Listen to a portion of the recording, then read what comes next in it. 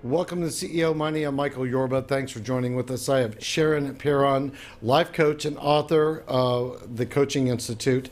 Sharon, welcome to the show. Thank you for joining us.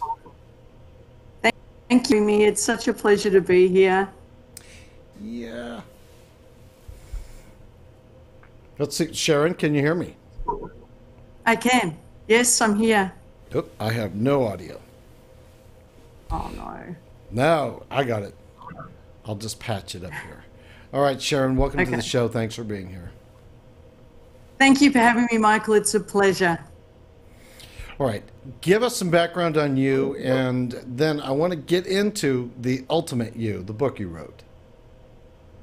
Thank you. So I have a wonderful business here called the Coaching Institute, and we teach people how to empower themselves and how to empower their clients. And I've been doing that for around 17 years now. And part of the journey that I've been going through and my students are going through is this realization that success on the outside, if it's not matched by how we feel on the inside, can become quite hollow and can have a feeling of emptiness about it. So Ultimate You, the book, came about, and this journey has come about as more and more people have resonated with this idea that I'm playing by the rules. I'm going to school, I'm getting the job, I'm getting married, I'm trying to be successful. And yet there's still a feeling that something's missing. So I went on this personal journey, Michael, where I've got all this success and this wonderful financial freedom, and I really, everything anyone would have said you were meant to have, I could tick the boxes, and something was still missing. And all I could think is, what is wrong with me that something's still missing? And so this journey for me has been about, well, what is that? And I've had to look inside and go on a very personal quest inside that's resonated with thousands of people around the world who are joining me in answering the question, well, who is my ultimate you? If it's not having success and striving on the outside, there's something else here that we need to attend to. And that's how this whole thing has come about and turned into this worldwide movement. I want to dive down into that one. How do you come to the conclusion, one, that something's missing, and because you may not even know that something's missing until you get past the point of no return in some cases, and then how do you deal with that? How do you bring that out so that you can examine it, understand it, and then resolve it? Yeah, that's the question, isn't it? Being self-aware is not taken for granted. If someone is awake enough to recognize something's missing, it could just be a feeling of low-grade anxiety. It could be a feeling of just something's not quite right. Or it could be the question that so many people ask themselves, and why am I even asking that question when I have so much? And that malaise inside, that discontent inside, that swirling feeling of something's not quite right really needs to be listened to. And it's not going to go away by ignoring it. It's going to be suppressed, it's going to be repressed, it's going to be denied, it's going to be ignored, but it isn't going away. So that's the first thing. Trust that feeling, that intuition, something's not quite right. And then instead of doing what I did for years, and that's trying to fix the outside to make everything perfect by getting really successful, maybe the journey is to be had on the inside. And so that journey on the inside, Michael, is really what the quest is all about and Ultimate You is all about. And the first part of it is acknowledge and be kind to yourself for having that feeling. It's okay to feel that feeling of discontent or anxiety or stress that you feel within you. And then secondly, acknowledge that there is a process you can have. It isn't that easy, Michael. It's much easier to be successful on the outside. I can say with experience that it is to feel it on the inside. Man, making money and building businesses, that's so much easier than this journey. But this journey really is the ultimate journey that matters. So first thing is acknowledgement. Second thing is, okay, so what part of me is still hooked in my past?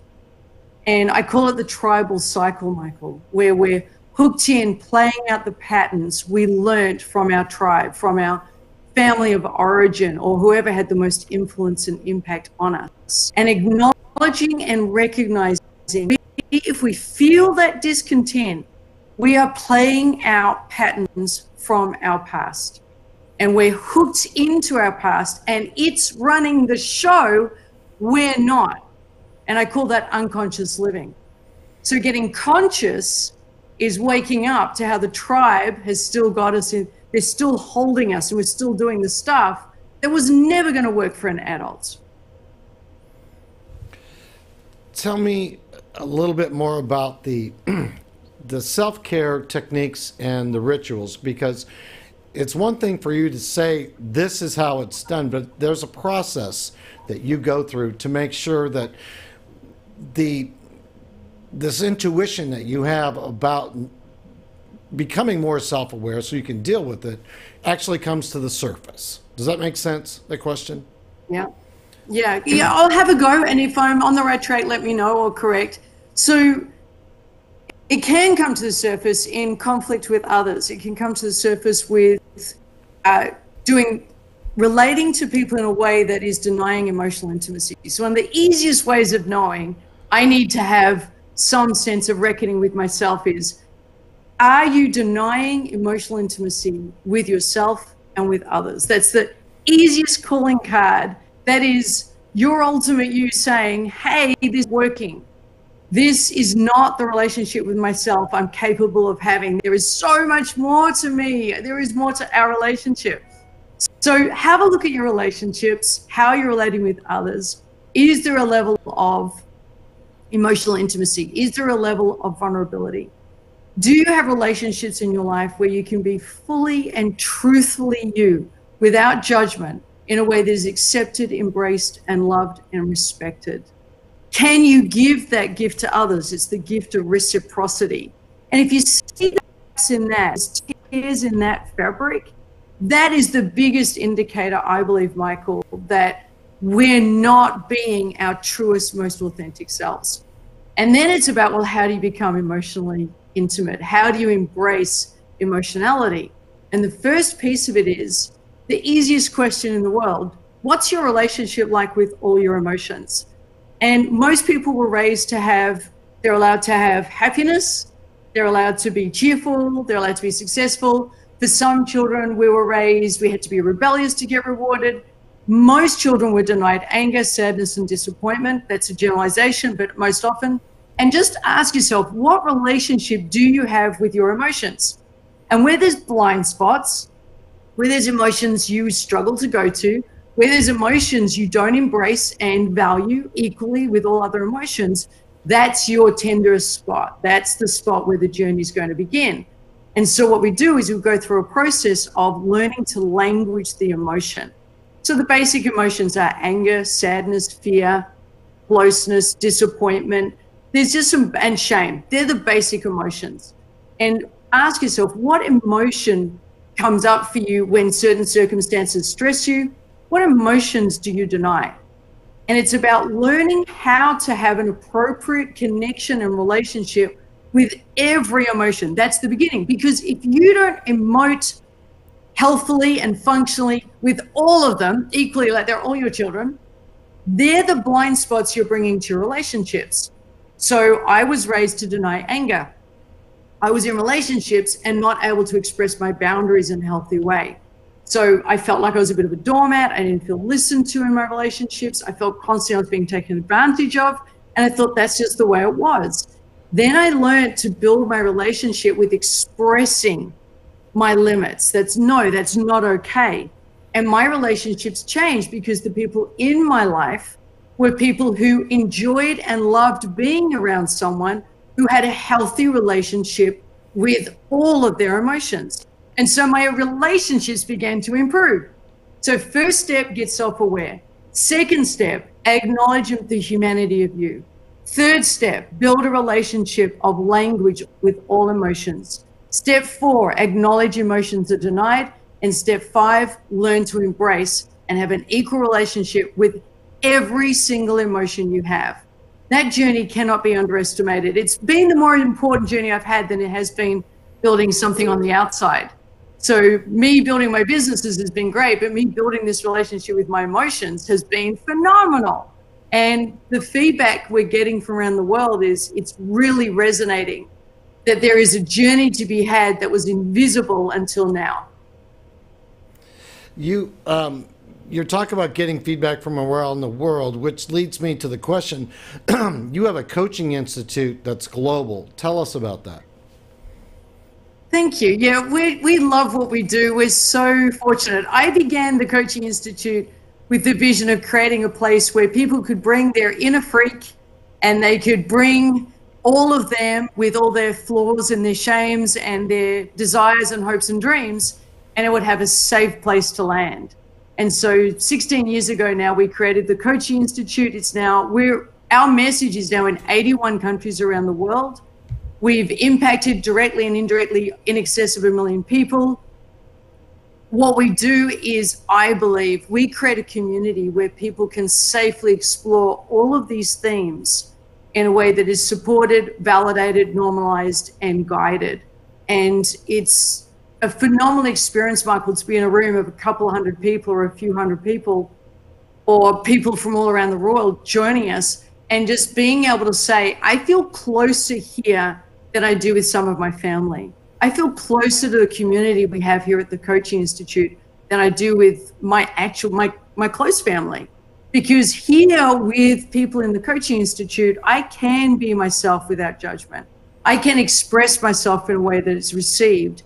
And because we're all on this journey of attempting to get in touch with our emotions and get in touch with who we truly are, our ultimate best selves, we can acknowledge the struggles we're going through in a really honest, impactful, and supportive way.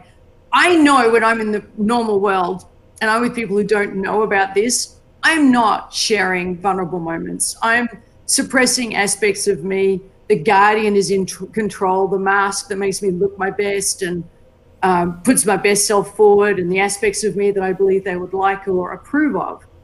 I believe at the Coaching Institute, what we're attempting to do is to create a place where that's not necessary and where we can be fully ourselves and explore what that means in a way that feels very safe and very validating.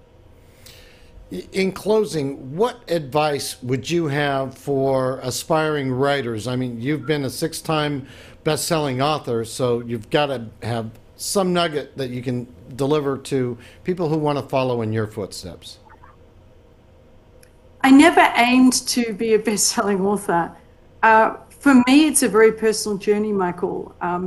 When I was learning about coaching, and I was passionate about that, and then I became successful at that, that became a book. When I began to build businesses successfully and build an 8-figure business, that became a journey. So I wrote about that once I'd done it. Then the quest began, this Ultimate You journey, and I took this journey, I wrote about that. So each book I've written has been a reflection of the journey I was in. Building the business resulted in a leadership book called Disruptive Leadership. Building the business even more and helping other people build their businesses became the book, Small Business Strategies, Simple Strategies for Business Success. These books have been the internal journey. So my advice is write to your passion and write to that which you know. There's no point in writing a book because you think the market's going to buy it. There's no point in trying to write the bestseller. That's never been my intent. Have the intent to serve. Have the intent to be really generous with your knowledge. Have the intent to provide value, perceived value to others, and that will create a posse around it and a movement. That's been really the key to the success I've had with my books. Great. Sharon, thanks for being a guest on our show. Thank you for having me. I really appreciate it. You're welcome. All right, you've been watching CEO Money with Michael Yorba. Thanks for joining with us. Like us on Facebook, follow us on Twitter, and subscribe to our YouTube channel.